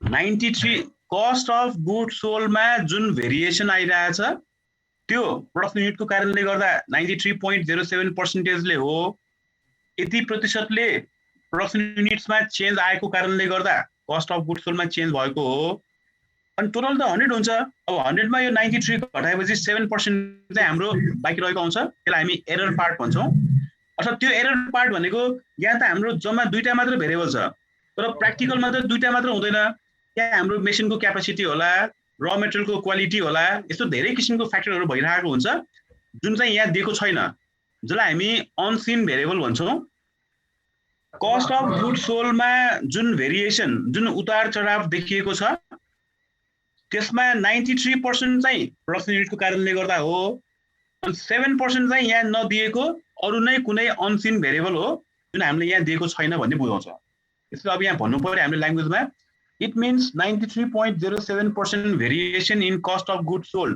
are caused by variation in production युनिट्समा भेरिएसन आएको कारणले गर्दा कस्ट अफ गुड्स सोल्डमा 93.07% ले भेरिएसन आएको हो भन्ने कुरा बुझाउँछ अनि एन्ड रिमेनिङ 100 माइनस 93.07 गर्दा 6.93% को चाहिँ हाम्रो एरर पार्ट आउँछ त्यसलाई हामी इज एरर पार्ट भन्छौं अथवा or contribution of other unseen variable यहाँ पो कस्ट अफ गुड्स सोल्ड र प्रोडक्सन युनिट दिएको छ प्र्याक्टिकलमा यो बाहेक धेरैवटा अरु पनि फ्याक्टरहरू भइरहेको हुन्छ त्यसलाई हामीले यहाँ नाम दियौं अदर अनसिन भेरिएबल यहाँ नदिएको अरु भेरिएबलको कारणले गर्दाखेरि चाहिँ कस्ट अफ गुड्स सोल्डमा चाहिँ भेरिएसन 6.93% ले आएको छ अनि यहाँ दिएको प्रोडक्सन युनिट मा आएको भेरिएसनको कारणले गर्दा चाहिँ कस्ट अफ गुड्स सोल्डमा 93.07% ले चाहिँ भेरिएसन आएको छ भन्ने कुरा यसले बुझाउँछ यहाँसम्म क्लियर छ ठीक छ सर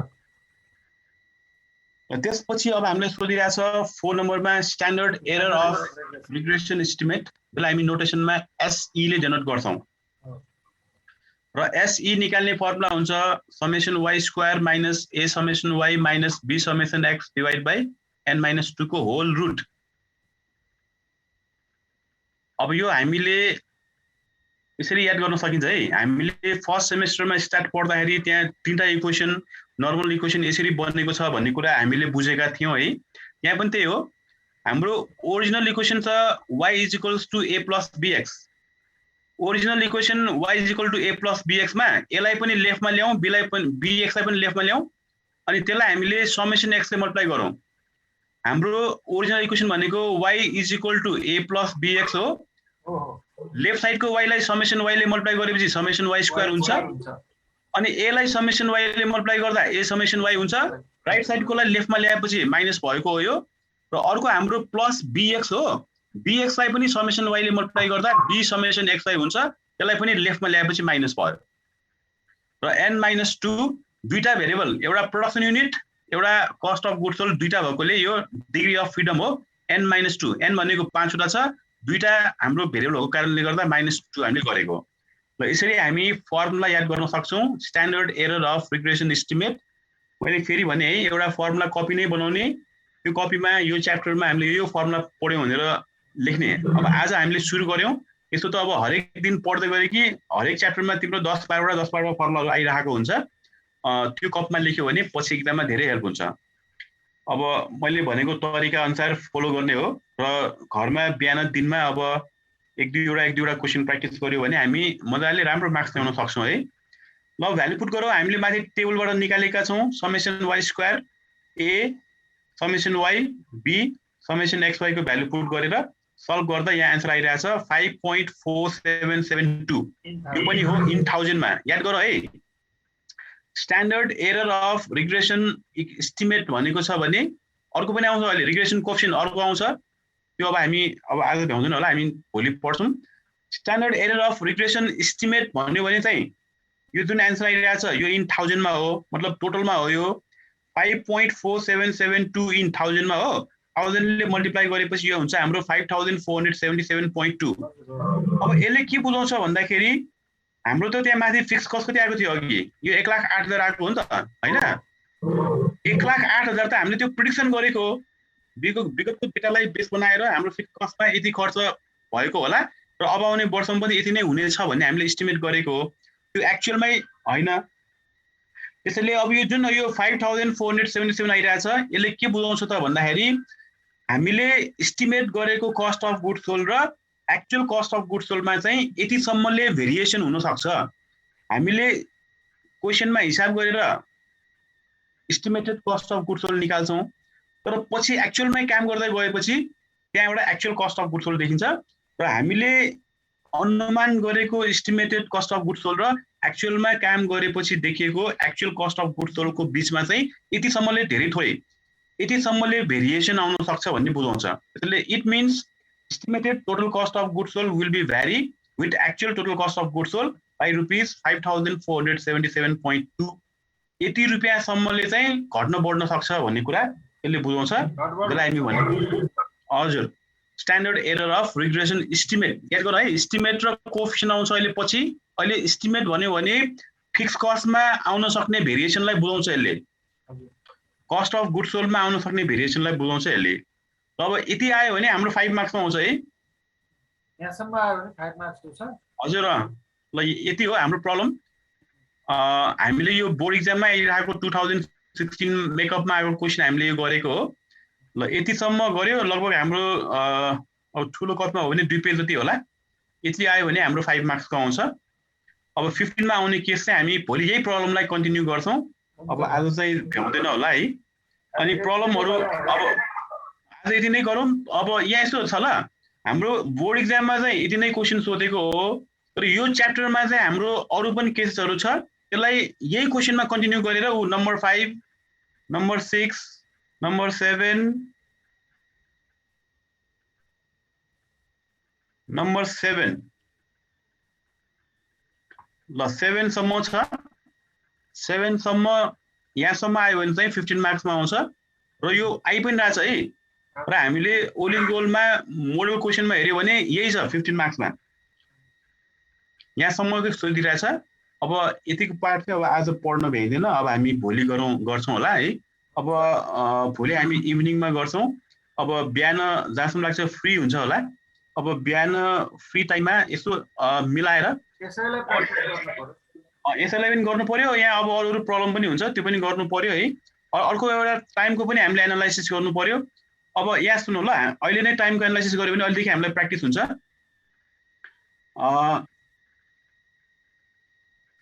हामी इक्जाम दिन्छौँ 100 मार्क्सको र हामीसँग टाइम हुन्छ 4 आवर्स। 4 आवर्स भनेको 240 मिनट।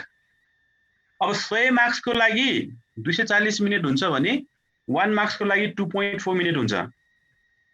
अब 5 मार्क्समा आउँछ भने 1 मार्क्सको 2.4 मिनट हुन्छ भने 5 मार्क्सको हामीले 12 मिनटमा भ्याउनुपर्छ। 3वटा क्याटेगोरी हुन्छ, एउटा 5, एउटा 15, एउटा 30। 5 मार्क्सको प्रब्लम हामीले भ्याउनु पर्ने हुन्छ 12 मिनटमा। 1 मार्क्सको लागि 2.4 मिनट हुन्छ भने 5 मार्क्सको लागि 2.4 × 5 गरौँ, 12 मिनटमा भ्याउनु पर्ने हुन्छ 5 मार्क्समा आउने क्वेसन। अब 15 मार्क्समा आयो भने 2.4 × 15 गरौँ, 36 मिनट आउँछ। 15 मार्क्समा आउने क्वेसन हामीले 36 मिनटमा भ्याउनु पर्ने हुन्छ। त्यही अनुसारले अब सुरुमा एउटा प्रब्लम गर्ने, जस्तै अब यो हामीले गरेको हाम्रो भर्खर यो 5 मार्क्स वाला क्वेसन हो, हामीले त्यो 9 मिनटमा भ्याउनुपर्छ है। त्यसैले अब सुरुमा गर्दाखेरि त आधा घण्टा लाग्ला अनि त्यसलाई यसरी प्र्याक्टिस गर्नु पर्यो कि प्र्याक्टिस गर्दै गएपछि पछि त माइन्डमा सेट भइहाल्छ अनि त्यो हामीले 9 मिनेटमा भ्याउने गरी चाहिँ प्रिपेयर हुनु पर्यो 15 मार्क्समा आउने क्वेसन छ भने 36 मिनेटमा भ्याउनु पर्यो र 30 मार्क्सको क्वेसन चाहिँ हाम्रो 36 को डबल 72 मिनेट 1 घण्टा 12 मिनेटमा भ्याउनु पर्ने हुन्छ अब 30 मार्क्स भएपछि प्रब्लम पनि त्यही किसिमको लेन्दी भइहाल्छ त्यसैले अहिलेदेखि नै टाइम पनि क्याल्कुलेसन गर्दै प्र्याक्टिस गरौँ होला सुरुमा प्रब्लम गर्दा कति मिनेट लाग्यो अनि त्यो प्र्याक्टिस गर्दै गएपछि लास्टको प्रब्लम गर्दा कति मिनेट लाग्यो अनि त्यो हामीले सुरुमा गर्दाखेरि आधी घण्टा 25 मिनेट 20 मिनेट 15 मिनेट 10-9 मिनेटमा हामीले भ्याउने गरी चाहिँ तयारी गर्नुपर्ने हुन्छ त्यसको लागि प्र्याक्टिसै गर्नु पर्यो र प्र्याक्टिस गर्ने भनेर फेरि हतार गरेर मिस्टेक गर्नु भएन पहिला कन्फिडेन्स बनाएर प्र्याक्टिस गर्नु पर्यो अनि कन्फिडेन्स भइसकेपछि स्पिड बढाउनको लागि प्र्याक्टिस गर्नु पर्यो कन्फिडेन्स बनाउन पनि प्र्याक्टिस स्पिड बढाउन पनि प्र्याक्टिसै गर्नुपर्छ अब भोलि बिहान गर्ने अब अहिले भ्याउँछौँ त अहिले गरे नि हुन्छ यो अहिलेको हाम्रो जुन स्क्रिनमा हामीले प्रब्लम गर्यौँ मेरो ह्यान्डराइटिङवाला त्यो कपमा सार्नु पर्यो बुझेर अनि एकपटक नहेरिकन त्यही पनि ट्राई गरौँ होला कतिसम्म याद हुन्छ अनि त्यसपछि याद छ यो अहिले म अहिले तुरन्तै हालिदिन्छु यहाँ हेरौँ न 2074 मा आइरहेछ 2070 मा आइरहेछ यो प्रब्लम हामीले गरेको भइहाल्यो त्यसपछि अनि बुकको पनि क्वेसन छ ल बुकको क्वेसन यो क्वेसन नम्बर 1 यो चाहिँ हाम्रो सर्ट वाला हाइलो मेथड त्यो हाम्रो अहिलेको जुन इक्जाम्पल थियो त्यस्तो वाला क्वेसन हो हाइलो मेथड र लिस्ट स्क्वायर मेथडबाट सेग्रिगेसन गर्ने क्वेसन नम्बर 2 मा स्ट्यान्डर्ड एरर हाम्रो यो 5 मार्क्ससम्म आउन सक्ने क्वेसन चाहिँ यस्तै किसिमको हो क्वेसन नम्बर 2 जस्तै खालको यहाँ हेर्नु त फर्स्टमा कोरिलेसन क्वेसन सोधिरहेछ सेकेन्डमा क्वेसन अफ डिटर्मिनेसन सोधिरहेछ हजुर अब कति भ्याउँछ है सकेसम्म जति धेरै प्र्याक्टिस गर्यो त्यति बढी कन्फिडेन्स हुन्छ आफ्नो टाइम म्यानेज गरेर गर्ने क्वेसन नम्बर 1 2 3 4 अब 4 मा चाहिँ यो धेरै छ ल यो 15 मा आयो भने यो पुरै सोध्छ यो चाहिँ अब हामी भोलि कम्प्लिट गर्छौँ यो अलिकति सरले त त्यहाँ आइडिया दिनु पर्ने ठाउँ छ त्यहाँ त्यो आइडिया म भोलि दिइहाल्छु अब आज गर्ने भनेको चाहिँ यो जति पढ्यो त्यति मात्र गरौँ न यदि बुकको गर्ने हो भने 3 सम्म मात्र गरौँ 1 देखि 3 सम्म यो पठाइदिन्छु हैन म अहिले तुरन्तै पठाउँछु 1 देखि 3 भयो अनि यो 7 पनि नम्बर टिपौँ होला है कपमा हुन्छ सर भन्नु त 1 2 3 अनि 7 हजुर 8 हो हैन अनि त्यसपछि 9 अनि 9 गरौँ 10 पनि 4 सम्म चाहिँ 5 सकिन्छ 10 पनि गरौँ 4 सम्म मात्रै सकिन्छ 5 हजुर त्यति मात्रै गरौँ अनि त्यो अघिको मैले त्यो सबभन्दा फर्स्ट पेजवाला जुन त्यो ओलिद गएको थियो 74 सालहरूको जुन थियो त्यो पनि गरौँ होला है केही छ त अब केही सोध्नु पर्ने हामीलाई ठिकै छ सर एकदम मजा लाग्यो बुझिएला कि सकिएला कि भन्ने कन्फिडेन्स बढेको छ सकिन्छ नसकिने अब पढेपछि सकिहाल्छ त्यस्तो नसकिने भयो कुनै ठाउँमा सानो कन्फ्युजन भयो भने त्यो ग्रुपमा क्वेसन राख्दा हुन्छ है त्यो क्लास नै भनेर कुर्नु पर्दैन ग्रुपमा क्वेसन राख्दा हुन्छ सकेसम्म म टाइम भ्याएसम्म बुझाउने चाहिँ कोसिस गरौँला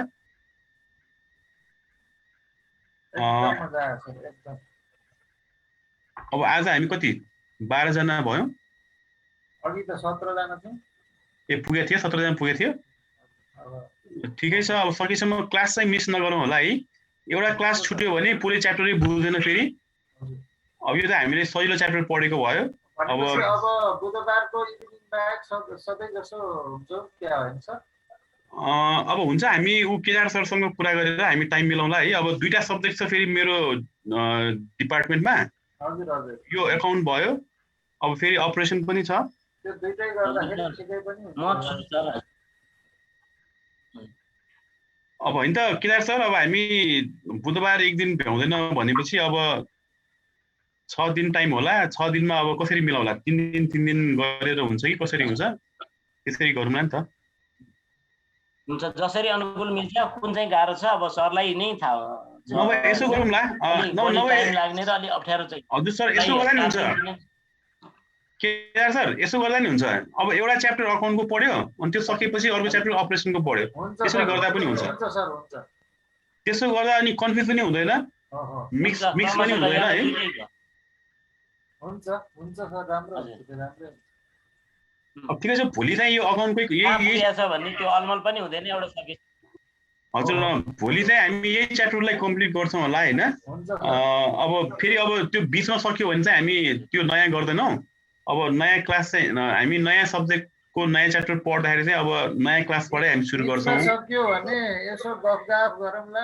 अनि यही प्र्याक्टिस गर्ने यही प्रब्लमहरू प्र्याक्टिस गर्ने त्यसरी मिलाउनु पर्ला हुन्छ अब ठिक छ अब यो च्याप्टर हाम्रो भोलि सकिन्छ होइन अब आज हामीले जति पढ्यौँ त्यति चाहिँ प्र्याक्टिस गरौँ होला भोलि टाइम मिलाएर अनि भोलि हामी यही पनि क्लासमै पनि गर्छौँ होला अनि त्यही अनुसारले मिलाउला नि त ठिक छ एकदम धन्यवाद सर भोलि बेलुका त होला नि सर के हो हजुर हजुर बिहान त मिल्दैन सर अब बेलुकै मात्र मिल्ने हो अब यस्तै गर्नुपर्छ हुन्छ बेलुका गरौँ सर बिहान म अर्को सरले सेड्युल त हालेको थिएँ उहाँलाई छ बिहान 6:30 देखि 8:30 अर्को छ हजुर